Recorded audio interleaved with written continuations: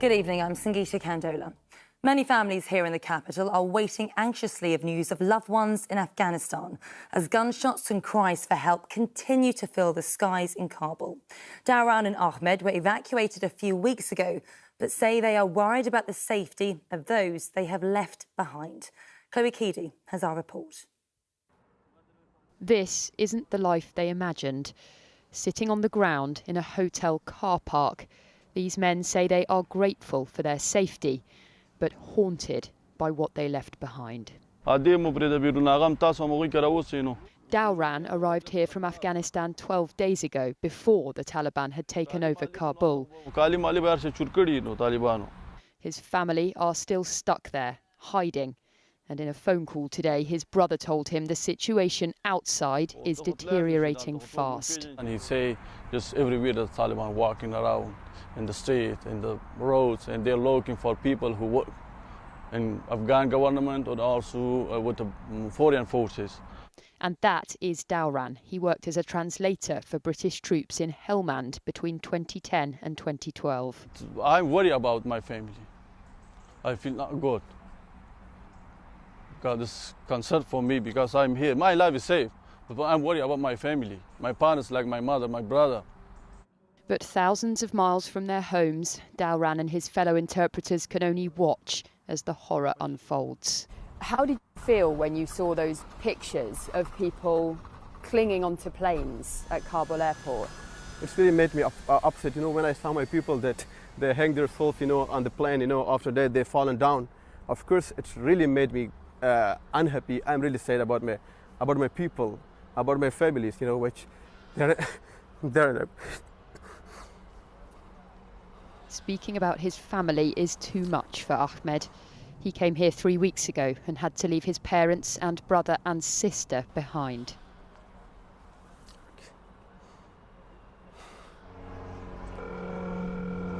On FaceTime today, his dad said the Taliban had come to their house and threatened to kill them. We cannot trust Taliban. We cannot believe Taliban. They say, I think, something by mouth, but they don't put it in action. They're searching for them to find them and to kill them. We cannot trust Taliban ever. And so they must endure an agonising wait. They have no idea how long they will be here and no idea when or if they'll see their families again. Chloe Keedy, ITV News. Police are investigating the murder of a 20-year-old man in Newham. Otis Sarkis was shot on Raymond Road on Wednesday evening. He was taken to hospital but died this afternoon. An 18-year-old man was also shot. His injuries are not believed to be life-threatening. No arrests have yet been made.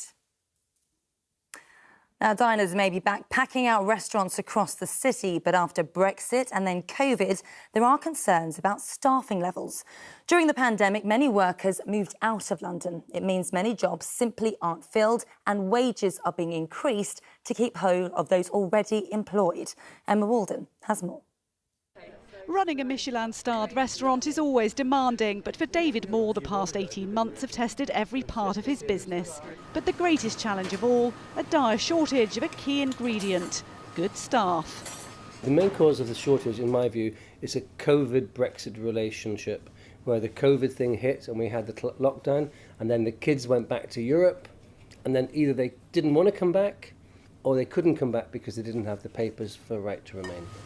With our worries about the staffing situation, we gave an 8 to 10% pay rise across the board to all our staff very recently, just to ensure that we don't get any more leavers.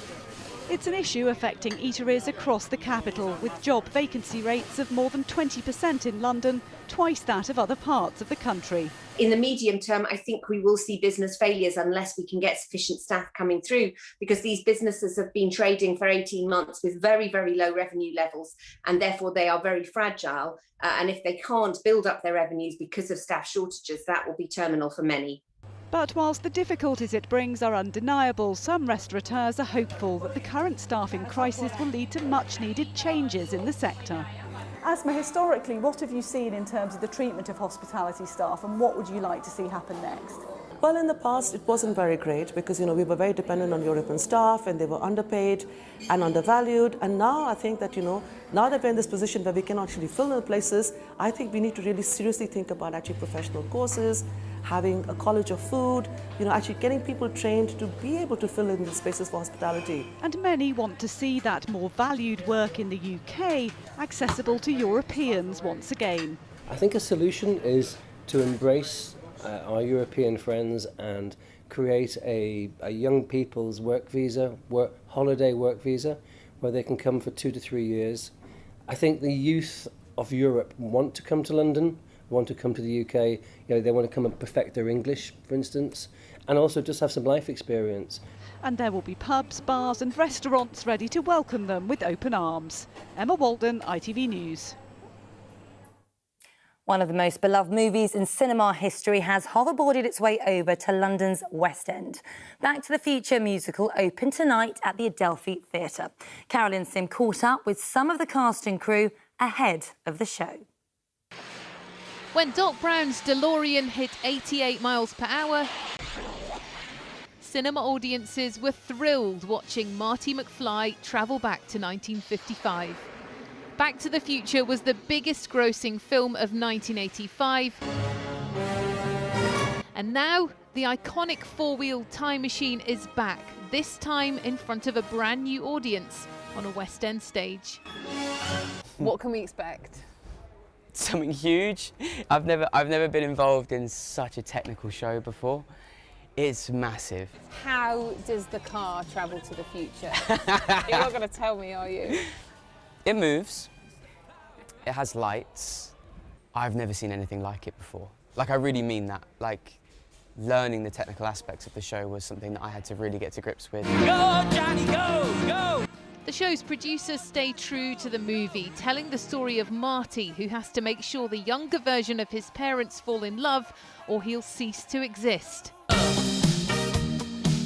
They used the original movie soundtrack with songs we'll know. A man should be strong, a man should be true. And some brand new. Handsome, but he's gotta come through. Incredibly, the team behind the films came together for the musical.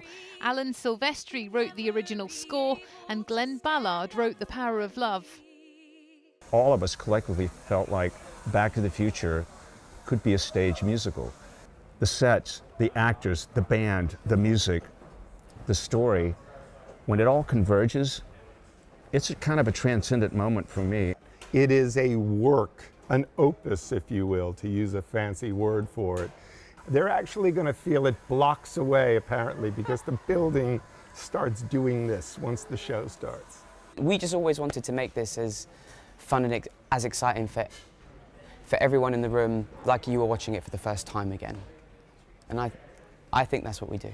I know that's what we do. This is yet another musical whose opening had to be delayed because of the pandemic. It's good to be back, and here's to the future. Carolyn Sim, ITV News. And Chelsea forward Christian Pulisic will miss Sunday's derby against Arsenal after testing positive for COVID-19. The US international started and scored in last weekend's opening game of the season. Manager Thomas Tuchel said he expects it will be a tough game, but hopes to secure the 3 points. It's always a tough one, it's always a tight one, it's like what it is in derbies. We should be absolutely prepared for the best Arsenal possible. They have qualities, they have a strong coach, they have a strong team, strong lineup, strong signings, so I think we should prepare for the best Arsenal possible. OK, time for the weekend weather forecast now. Here's Ashlyn.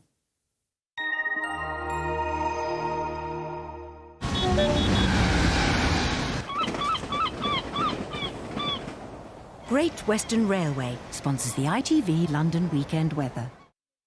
Hello there and a very good evening to everyone at home. Well, as we head through the weekend, you can expect to get quite a lot of rainfall, particularly tomorrow afternoon. Through Sunday, though, the weather largely drying up, although there will be some showers around through the day. And then a very quick change in the weather into next week. It's going to feel relatively warm, calm and settled, but at times it will be rather cloudy.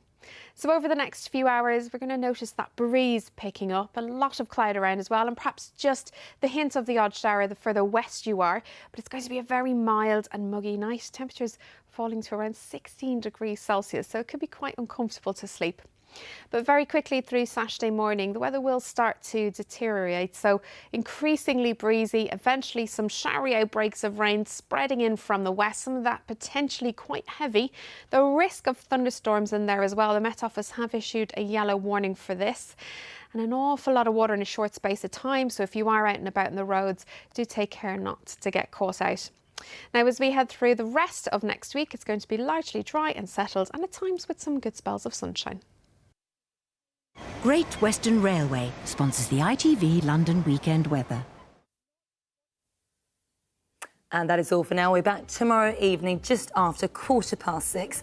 Until then, from all of us, good night and have a great weekend.